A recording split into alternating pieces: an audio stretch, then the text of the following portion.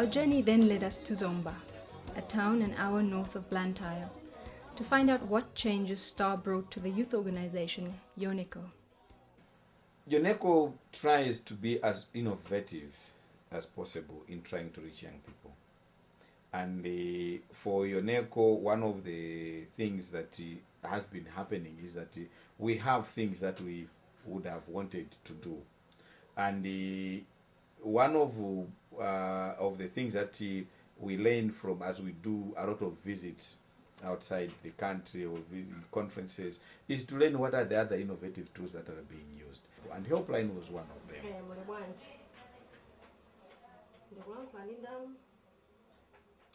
And if you look at the project that the original project that we submitted to HIVOS after, because when HIVOS came with the STAR project, we already had the idea. So it was an idea that was actually fitting into our strategic framework, if I can put it.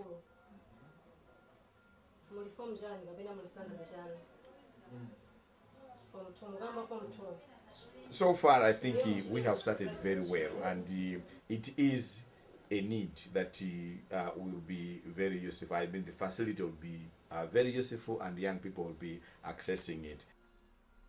But why? And when did that happen? On average now, as per what I inquired yesterday, was that we are getting up to about 25 on average. However, there are times when we have reached 40 callers per day.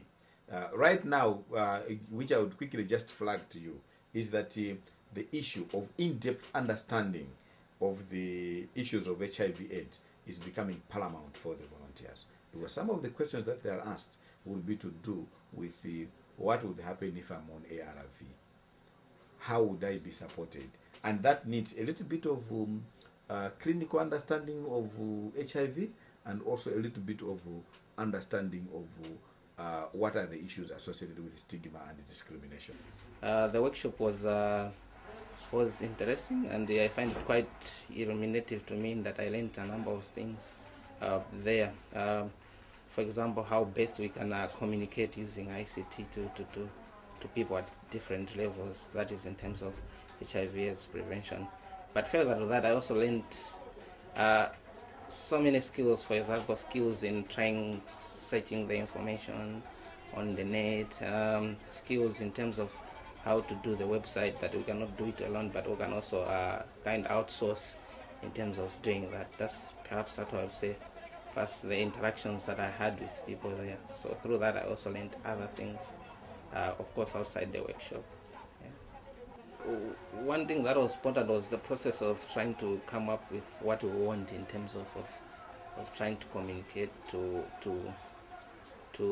the target groups that we want. What messages should we really develop in the process so that they make an impact? That process was also important because has helped me personally to see that it is important to really think in terms of the audience, not necessarily in terms of just developing the materials for the audience, but then you have to have the audience in mind so that there is an impact at the end of the day, be it in terms of HIV prevention messages or care and support messages.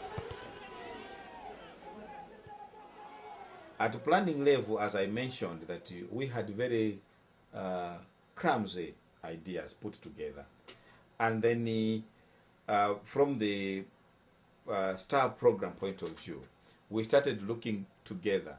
And one thing that came out very clear in that institutional assessment was how does YoneCo use ICT? And I think while we had the basic knowledge, it became very clear that not the STAR program imposing on us, but us being able to get through a process and understand that these are our issues that we want to address. And from that assessment, where there was also the issue of the concept or proposal that we had. So there's also a lot of support in terms of refining the ideas and asking more questions. I should say that I loved the approach, because it was not like this is what we're thinking, but asking you questions and saying, what about this? What about that? And then even at HIVOS headquarters level, there were questions which were being flagged to us and simply saying, what do you think about this? Can you explain that? All that process is in a way trying to help you to ensure that certain things happen better. Yeah, we you know, in the marketing component we had I think 4 areas. We are going to use the public awareness, that's using theater. We have the radio, we have the TV, and we had the newspapers. So all those things are supposed to be going concurrently. Right now we have put it on 2 radios, and our next move is to put on the other 2 radios. News of the Yoneco Child Youth Helpline was spread through villages, schools, posters, and a radio advertisement, which immediately sent Yoneco into a different orbit. 8,124 pankhani ya matenda HIV/AIDS ndi matenda opasana pogona ena malo okumana achinyamata a Yoneco Youth Drop-in Centers maboma a Zomba, Balaka, Mangochi ndi Machinga. Imbani phone lero maulere kuchokera ku ground phone za MTR 8,124.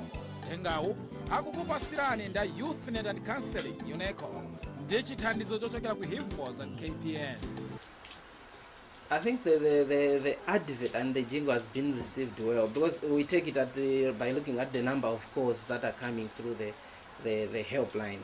Because before the advert was an air, yes, the helpline was working thoroughly well, but then coming in of the adverts, then it brought in the number, it increased the numbers, the number of calls to the helpline. And one thing that we noted was also that people were calling now on specific issues that were contained in the advert. For example, in the first place, they are too much digressing to the issue of support in terms of economic support, that they required school fees. But after the advert, you could see that people were really centering on the issues that we had intended initially to help them, issues of HIV/AIDS, child abuse, issues of sex and sexuality. You could see that people zeroing in on those specific issues. So we thought that the advert was really useful, because it helped people to understand what the helpline is for. The young people would call the office, and then we could link to them who else in the district can support them.